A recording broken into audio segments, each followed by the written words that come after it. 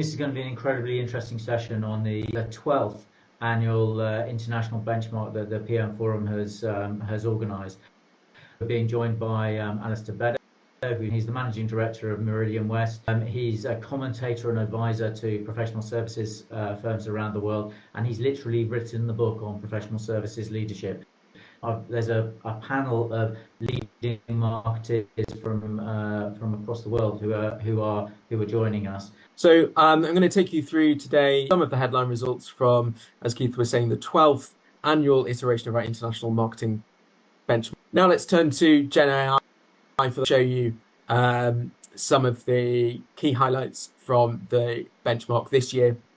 We had a number of questions focusing on Gen AI, and obviously it's an emerging topic, something that's been a lot of focus towards the back end of 2023. I think it's a topic of focus.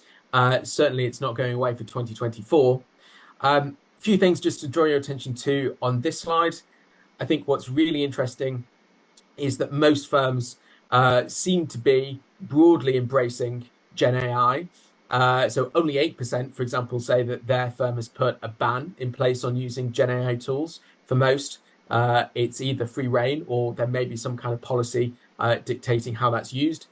But I think there's a lot of unknowns, right? That's what comes through in all of that presentation, is it's unknowns across the board. Like, generally agree with that positivity of, is it going to have long-term a positive impact on BD and marketing? I think absolutely I agree with that. But what that looks like is a big question. And the unknowns go all the way through of like, what is positivity?